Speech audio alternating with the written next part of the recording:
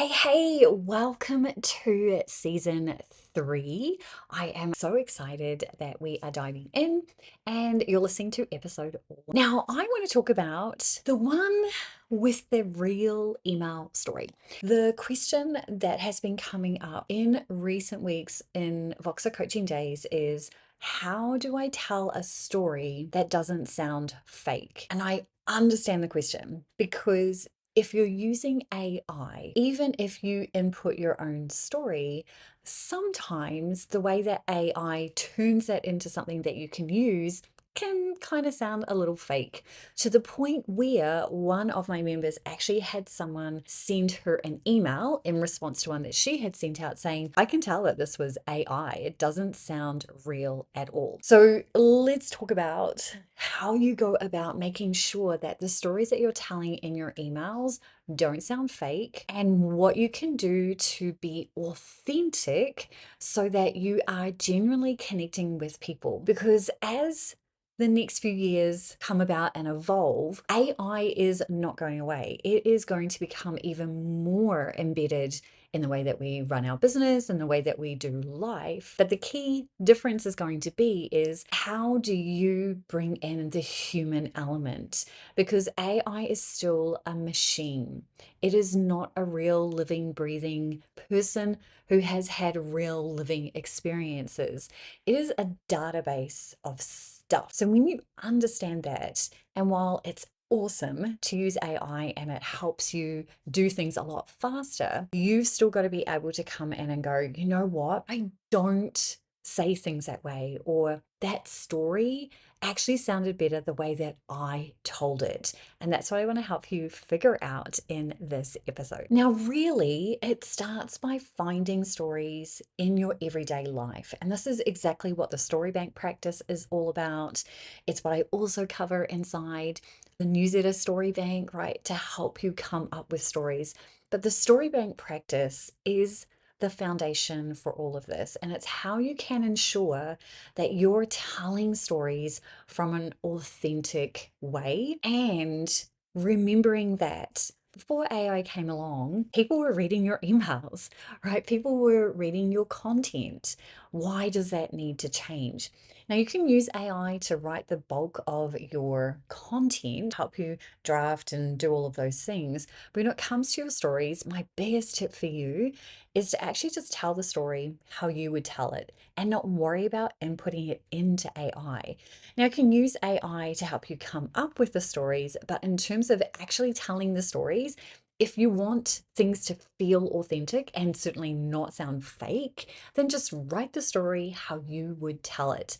Now, the only thing that you might do with AI is, if you're anything like me and you tend to tell a really long-winded story.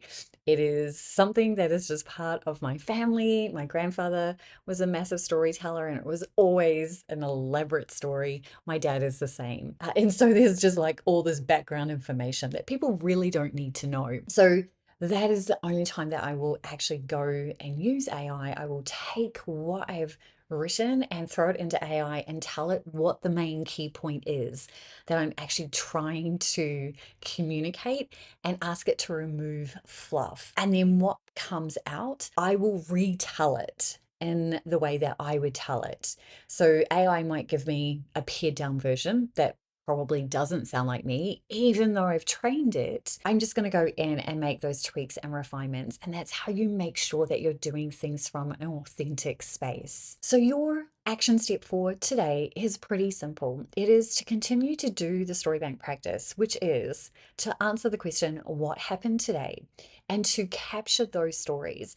But then when it comes to actually using those stories in your own content, make sure that you tell the story the way that you would tell it. Tell a friend. And that's probably the easiest way to actually tell a story that doesn't sound fake, is to actually just record yourself having a conversation with a friend. Actually do that. Like, if you are struggling to write stories or communicate stories in a way that feels authentic, then I encourage you to just jump on a call with a friend and just say, hey, are you okay if I just record this snippet here? I'm just going to tell you a story that I want to use in my content, and I just want to make sure that I'm telling it in a way that's authentic and I'm not sounding fake. And the more that you do that, the easier it will become for you in the future to actually be able to just write those stories. But it starts with you genuinely understanding and knowing what it is that you're trying to actually help your audience understand.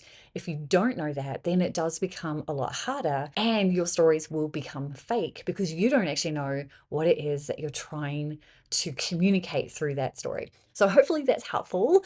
I look forward to hearing what that looks like for you, but make sure that if you want things to sound authentic and not fake, not like AI wrote it, actually tell the story the way that you would tell it. Thanks for joining me for another Simple Success session. And particularly now we're in season 3. Thanks so much for being here. And hey, if you loved today's action step, but you want support and feedback on your stories, then I'd love for you to check out the feedback loop. This is 30 days of one-on-one coaching and feedback for just $100. Really simple, and it is so much fun. We can achieve a lot in 30 days. You can learn more by going to hustleandgroove.com/feedback. And I've heard people say it's kind of like having a business bestie in your back pocket. And remember, your business does get to be easy and fun. I'll see you in the next episode.